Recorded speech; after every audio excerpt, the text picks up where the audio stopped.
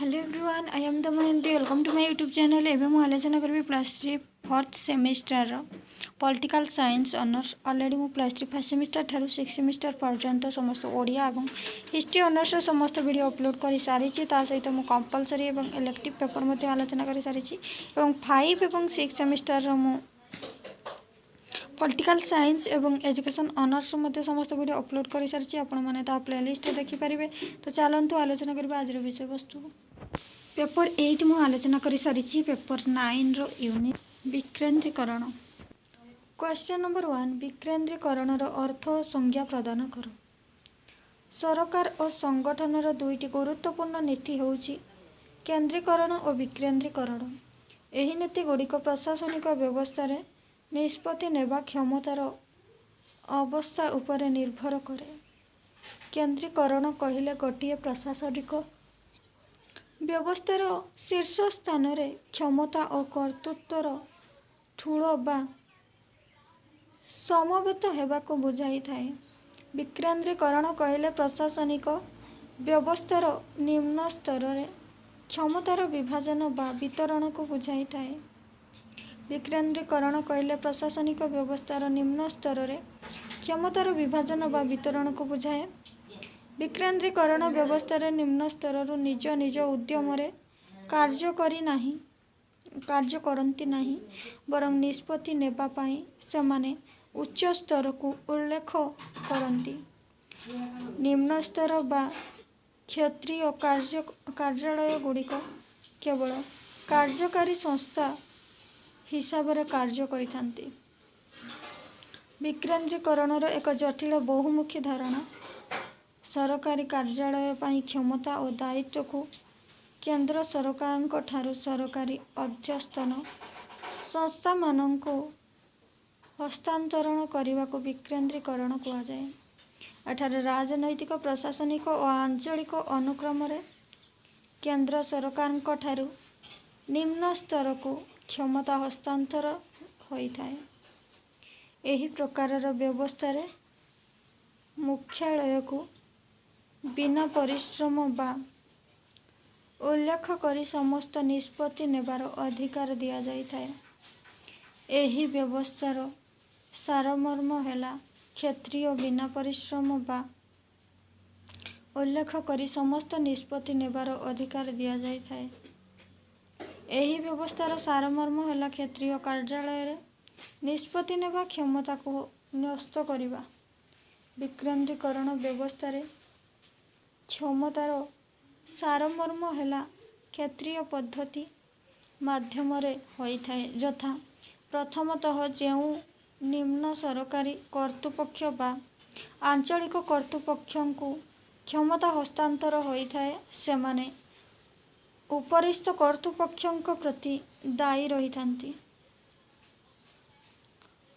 प्रथमतः जेउ निम्न सरकारी कर्तृपक्ष बा आंचलिक कर्तृपक्षों को क्षमता हस्तांतर होई थाए सेमाने उपरिस्थ कर्तृपक्षों प्रति दायी रहंती।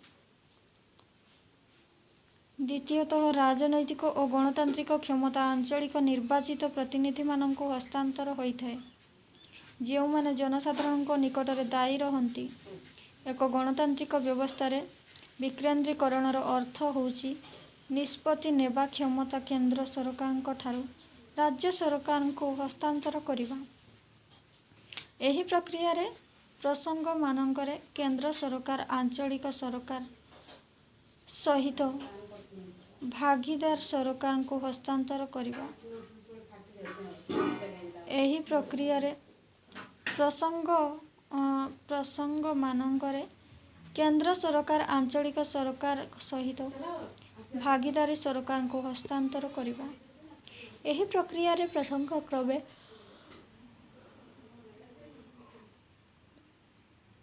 भागीदारी हुअंती। एल.डी. व्हाइट को मतरे विकेंद्रीकरण दुईटी प्रक्रिया अछि यथा विकेंद्रण एवं हस्तांतरण। विकेंद्रीकरण जड़े उपस्थित अधिकारी निज विभागर कार्य को दक्षता और कुशलतार सहित संपादन पाई तांकर अधीनस्थ क्षेत्रीय अधिकारी को से उपभोग करुथिबा क्षमतार हस्तांतरण बिना तांको नामरे कार्य करिबा पई दायित्व दियंती। हस्तांतरणर अर्थ हैला क्षमतार प्रसारण। एही प्रक्रिया सरकार संविधान और आईन माध्यम गोटे अंगरू अन्य अंग को क्षमतार हस्तांतरण करती। एही व्यवस्था रे अनेक केंद्र थाए यथा केंद्र सरकार, राज्य सरकार और आंचलिक सरकार। प्रत्येक सरकार स्वतंत्र स्थान और कार्य करिवार स्वीकृति प्राप्त अधिकार थाए। भारत रे नूतन राज्य सृष्टि और पंचायत राजर व्यवस्था होउची विकेंद्रीकरणर उत्तम उदाहरण। विकेंद्रीकरणर संज्ञा। विकेंद्रीकरण संबंध विभिन्न विद्वान भिन्न भिन्न प्रकारर अर्थ और संज्ञा प्रदान करिसेंती। सेगुड़िक हैला सारंक मतरे विकेंद्रीकरण शब्द केंद्र सरकार ठारू आंचलिक नगरपालिका एवं स्थानीय सरकार को निष्पत्ति नेबार क्षमतार हस्तांतरण एक विस्तृत श्रृंखलार उपयोग को आवरण करिथाय। मसेलଙ୍କ मतरे विकेंद्रीकरण लोकमानंकु एवं स्थानीय सरकार को अंशग्रहण करिबा पई अनुमति देवार एक माध्यम। एल.डी. वाइनଙ୍କ मतरे निम्न स्तरରୁ उच्च स्तरର सरकारକୁ क्षमता हस्तांतरण प्रक्रिया को केंद्रीकरण कुहाଯାଏ। एहार विपरीत हेउचंती विकेंद्रीकरण। नेहेरी फयरलଙ୍କ मतरे समस्त किछि जहा अधीनस्थ गुरुत्व को बढ़ाई थाए ताहाको विकेंद्रीकरण कुहाଯାଏ। विश्व बैंक राजनैतिक, प्रशासनिक एवं आर्थिक विकेंद्रीकरण उपरे गुरुत्व प्रदान करी एहाको परिचालनागत व्यवस्था बोली उल्लेख करिछि। स्मिथ एहाको उभय केंद्र प्रशासन हातरे ठूल विपरीत और स्थानीय सरकार हातरे निष्पत्ति नेबा क्षमतार हस्तांतरण को विकेंद्रीकरण बोली उल्लेख करिसंती। संक्षेप रे कहबाकू गले केंद्र स्तररू उपराष्ट्रीय स्तरर सरकार को प्रशासनिक और निष्पत्ति नेबार क्षमतार हस्तांतरण प्रक्रिया को विकेंद्रीकरण बुझा जाए। एही प्रक्रिया माध्यम राजनैतिक और प्रशासनिक क्षमता उपरे तलकू और समांतर भावरे हस्तांतरण होइथाय। क्वेश्चन नंबर 2 विकेंद्रीकरणर प्रकारभेद और गुरुत्व प्रतिपादन कर। प्रशासनिक व्यवस्थार निम्न स्तर मध्य क्षमतार विभाजन और वितरण को विकेंद्रीकरण कुहाଯାଏ। विकेंद्रीकरण एक जटिल बहुमुखी धारणा। सरकारी कार्य पाई क्षमता और दायित्व को केंद्र सरकार ठारे सरकारी अधस्तन संस्था मानकर हस्तांतरण करने को विकेंद्रीकरण कुहाଯାଏ। एही प्रक्रिया विभिन्न प्रसंग उपरे केंद्र सरकार आंचलिक सरकार सहित भागीदारी हुअंती। आधुनिक गणतांत्रिक सरकार विकेंद्रीकरण को गुरुत्व प्रदान करिथांती। कनेल्सनଙ୍କ मतरे राष्ट्रीय स्तररू उपराष्ट्रीय स्तर को क्षमता और कार्यर जेकोसी प्रकारर हस्तांतरण को विकेंद्रीकरण कुहाଯାଏ। विकेंद्रीकरणर प्रकारभेद। 1 राजनैतिक विकेंद्रीकरण। राजनैतिक विकेंद्रीकरण द्वारा राजनैतिक कार्य और क्षमता हस्तांतर रे राजनैतिक अंग उपरे केंद्रीभूत न होई तल स्तरर राजनैतिक संस्था को हस्तांतरणीय करा जाई थाए। पंचायत राज अनुष्ठान गुड़िक विकेंद्रीकरणर एक ग्राम पंचायत, पंचायत समिति और जिला परिषद गुड़िक निष्पत्ति नेबार राजनैतिक क्षमता हासिल करिथांती। नेक्स्ट प्रशासनिक विकेंद्रीकरण। प्रशासनिक विकेंद्रीकरण जनसाधारणଙ୍କ ପାଇଁ सरकार विभिन्न स्तर मानकर मध्य क्षमता, दायित्व एवं आर्थिक संबलर बंटन करिथाए। यह माध्यम तल स्तरर अधिकारी एवं प्रशासनिक अंग और संस्था माननको क्षमतार विकेंद्रीकरण बुझा जाए। नेक्स्ट आंचलिक व भौगोलिक विकेंद्रीकरण। मुख्य कार्यालय द्वारा क्षेत्रीय प्रशासनिक व आंचलिक कार्यालय प्रतिष्ठा करने को आंचलिक विकेंद्रीकरण कुहाଯାଏ। देशर अनेक विभाग गुड़िक आंचलिक स्तर में विकेंद्रीकरण करा जाइछि। नेक्स्ट कार्यात्मक विकेंद्रीकरण यार अर्थ है केंद्रीय संस्था द्वारा स्वतंत्र प्रतिष्ठान और संस्था गुड़िकर निष्पत्ति नेबार अधिकार प्रदान करबा। एही स्वतंत्र एकक और विभाग गुड़िक कार्य करिवार स्वतंत्र क्षमता प्रदान करा जाई थाए। नेक्स्ट आर्थिक विकेंद्रीकरण आर्थिक विकेंद्रीकरण माध्यम सरकार निजर कार्य सुचारू रूपे करिबा पई आर्थिक संबलर उपभोग उपरे निर्भर करने को पड़ी थाए। आर्थिक विकेंद्रीकरण अनेक उपरे होइथाए अनेक उपाय होइथाए यथा आत्मवित्त पोषण उत्पादन कर आदाय संपत्ति कर बिक्री कर इत्यादि। नेक्स्ट विकेंद्रीकरणर गुरुत्व शासनर विकेंद्रीकरण मुख्यतः सामाजिक और अर्थनैतिक परिवर्तन पर अभिप्रेरित।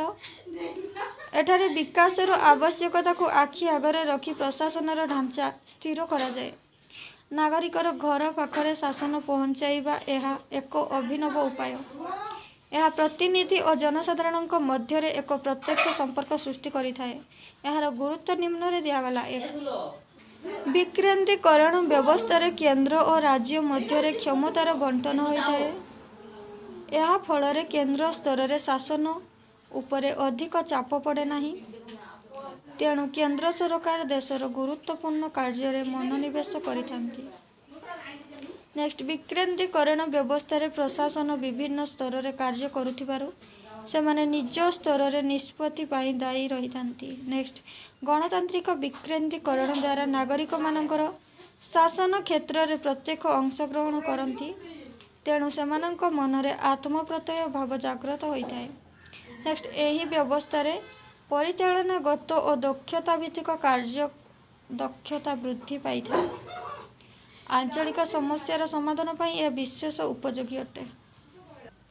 यही व्यवस्था अनेक प्रशासनिक नीति और कार्यक्रम को विभिन्न परिस्थिति रे और विभिन्न अंचल रे कार्यकारी करिथाए। यही व्यवस्था अनेक प्रशासनिक नीति और कार्यक्रम को विभिन्न परिस्थिति और विभिन्न अंचल रे कार्यकारी करिथाए। यही व्यवस्था रे दुर्नीति ह्रास पाई थाए। यही व्यवस्था रे नेतृत्व पाई सुजोग सृष्टि होई थाए। विकेंद्रीकरण व्यवस्था द्वारा बृहत संगठन कार्यधारा फलप्रद परिचालना संभवपर होइथाए। क्वेश्चन नंबर 3 विकेंद्रीकरणर उपकारिता और उपकारिता वर्णना कर। विकेंद्रीकरण कहिले उच्च स्तर निम्न स्तर को क्षमता हस्तांतरण प्रक्रिया को बुझाए। यही व्यवस्था रे निम्न स्तर मध्य क्षमतार विभाजन और वितरण को बुझाई थाए।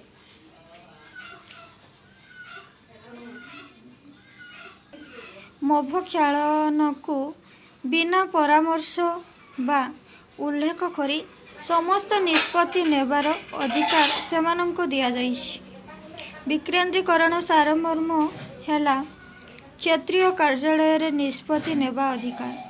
यह एक जटिल बहुमुखी धारणा। एठारे सरकारी कार्य पाई क्षमता और दायित्व को केंद्र सरकार ठारू अध्यस्तन संस्था गुड़ी को हस्तांतरण। विकेंद्रीकरण शासन मूलतः द्रुत सामाजिक और अर्थनैतिक परिवर्तन पाई अभिप्रेरित। नागरिक निकटरे शासन को पहुँचाइबार यह एक अभिनव उपाय। यह प्रतिनिधि एवं जनसाधारण मध्य एक प्रत्येक संपर्क सृष्टि करिथाए। विकेंद्रीकरणर उपकारिता 1 अधीनस्थ समस्त उद्यम विकास।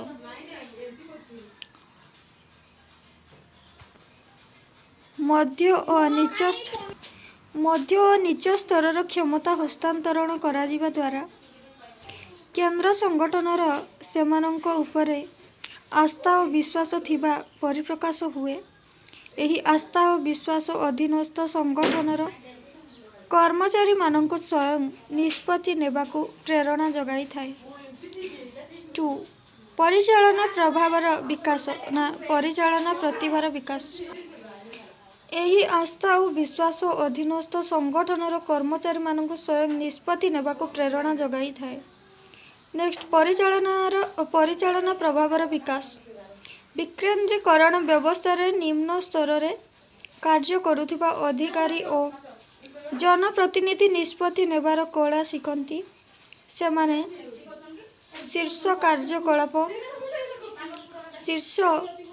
कार्यपालिकार कार्यशैली को अनुसरण करी शासन संपर्क रे निष्पत्ति नेबा और ज्ञान कौशल लाभ करती। नेक्स्ट, शीघ्र निष्पत्ति ग्रहण।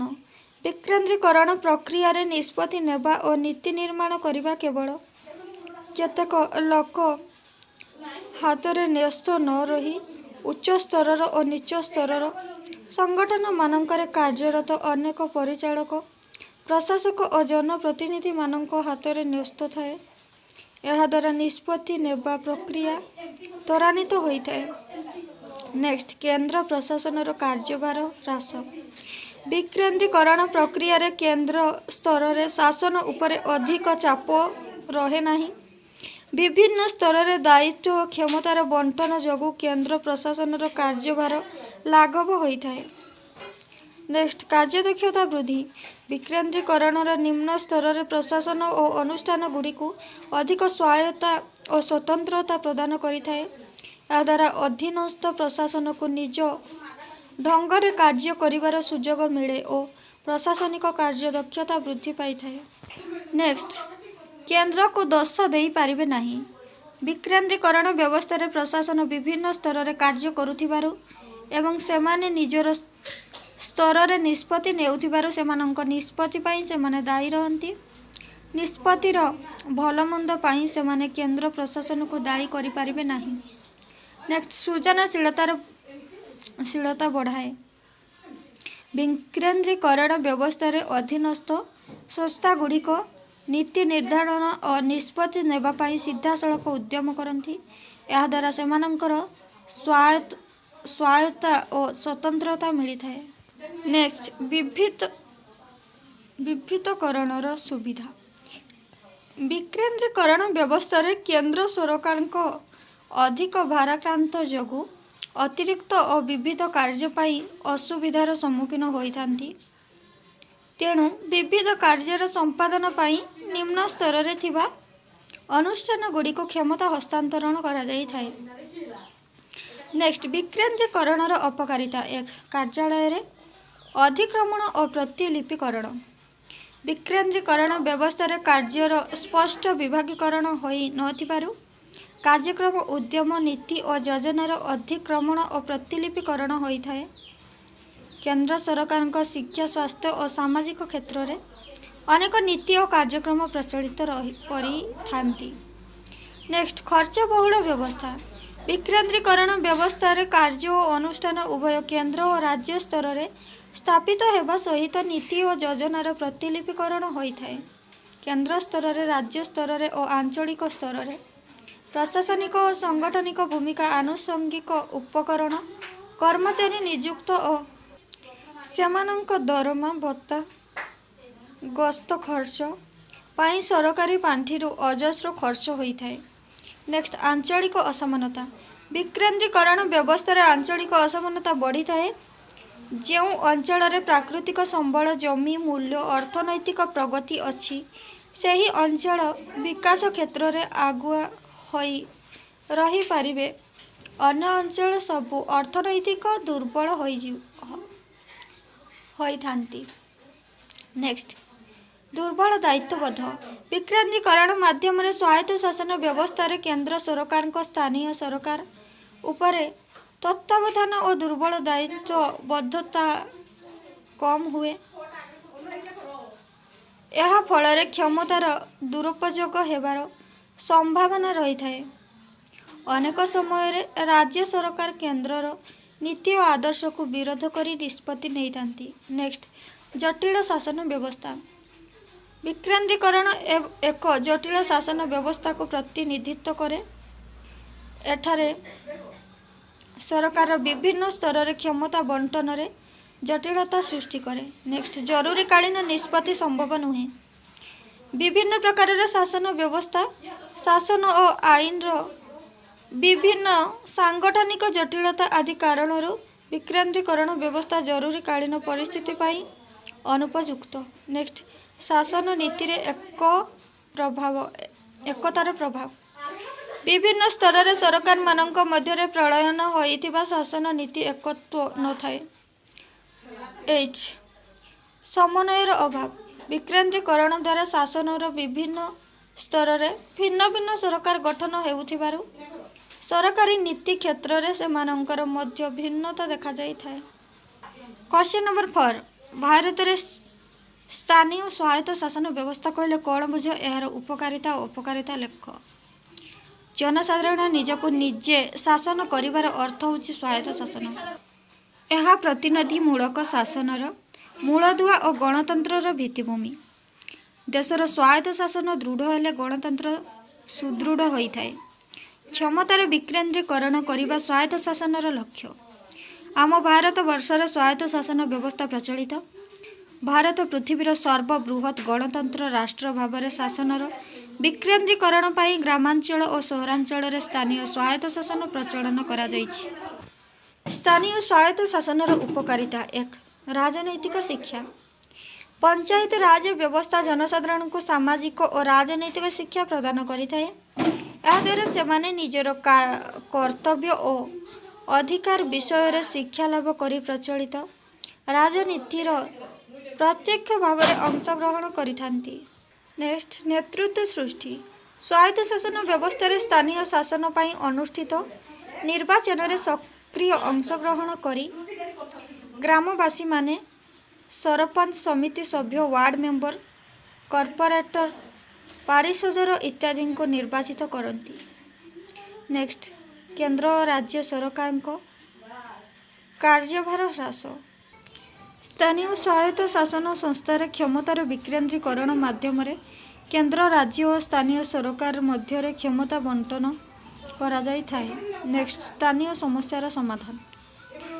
केंद्र सरकार और राज्य सरकार देशर दूर दूरांत अंचल ठारू बहु दूर रे थिबार स्थानीय समस्या प्रति अवगत नथांती। नेक्स्ट ग्रामांचलर द्रुत विकास। भारत एक ग्रामबहुल देश। गाँवर उन्नति द्वारा देशर उन्नति संभव होइथाए। स्थानीय स्वायत्त शासन संस्था गुड़िक ग्रामांचलर उन्नति करने सहित विभिन्न उन्नतिमूलक कार्य हाथ को नहीं थांती। नेक्स्ट गणतंत्र को सुदृढ़ करे। स्वायत्त शासन द्वारा गणतंत्र मूल द्वारा मजबूत होइथाए। एही व्यवस्था रे जनप्रतिनिधि माने निजर ग्राम और पंचायत होइथिबारु सुविधा और असुविधा समय रे जनसाधारण सेमानक अभाव और असुविधा गुड़िक अवगत होइथांती। नेक्स्ट स्वायत्त शासनर दोष वा अपकारिता। 1 अज्ञता। भारतर ग्रामांचल रे बास करुथिबा अधिकांश जनसाधारण अज्ञ निरक्षर और पछुआ वर्ग। अनेक समय सेमानंकर रक्षणशील मनोभाव जोगु सेमाने आधुनिक प्रगतिशील चिंताधारा सह सामिल होई पारु नाहंती। नेक्स्ट दलीय राजनीति। स्वायत्त शासन व्यवस्था रे विभिन्न राजनैतिक दल और संगठन माने भाग नहीं थांती। सेमाने सदा सर्वदा दलीय और व्यक्तिगत स्वार्थ को पछरे गुरुत्व देई सामूहिक स्वार्थ को अवहेला प्रदर्शन करती। नेक्स्ट संबलर अभाव। स्वायत्त शासन व्यवस्था रे थिबा संस्था गुड़िक सुचारू रूपे कार्य करिबा पाई मुख्य प्रतिबंधक होउछि अर्थ। पुंजीर अभाव अनेक उन्नतिमूलक कार्य बाधाप्राप्त होता है। अधिकांश संस्था निजस्व संबलर अभाव सरकारी अनुदान चली था। नेक्स्ट असाधु सरकारी कर्मचारी। अधिकांश सरकारी कर्मचारी और अधिकारी असाधु और दुर्नीतिग्रस्त होइतिबारु उन्नयन कार्य बाधाप्राप्त होता है। नेक्स्ट सरकारी हस्तक्षेप। सरकारी हस्तक्षेप सरकार मुख्यतः दलीय और अर्थनैतिक दृष्टिकोण नहीं स्थानीय स्वायत्त शासन संस्थार समस्त कार्य करती। जदि कौनसी स्थानीय संस्थार विरोधी दल जनप्रतिनिधि माने निर्वाचित होइथांती तेबे सही संस्था प्रति सरकार वैमनस्यक मनोभाव प्रदर्शित करती। नेक्स्ट स्थानीय लोकमानंकर उदासीनता। अमलातंत्रर हस्तक्षेप। जातीय समस्यार अवहेला। आपण मैंने एवं नोट करने वीडियो बहुत लंब हो गला। एवं मु वीडियो माध्यम देखी सबगुड़िक आलोचना करने संभव नुहे। वीडियो लंब हो गले अपलोड करबा पई प्रॉब्लम हुए।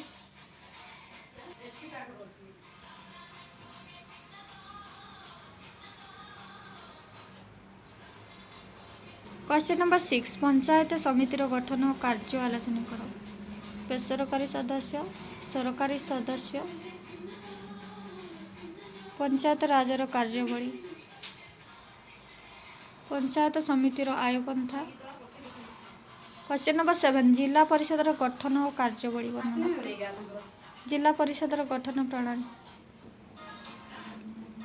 जिला परिषद कार्य,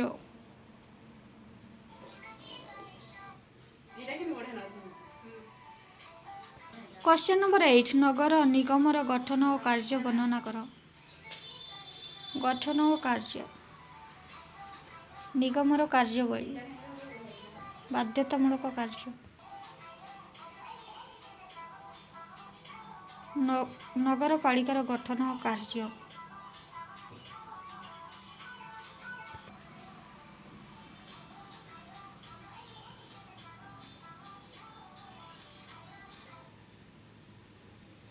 क्वेश्चन नंबर 10 विज्ञापित अंचल परिषद गठन और कार्य।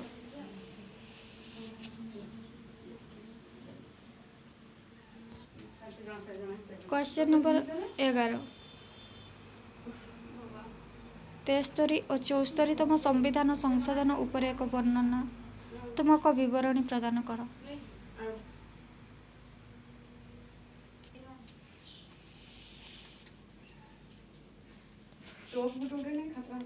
आज आलोचना देखिए समाप्त करुच्ची। परवर्ती वीडियो रे अन्य क्वेश्चन आंसर आलोचना करेंगे। नमस्कार।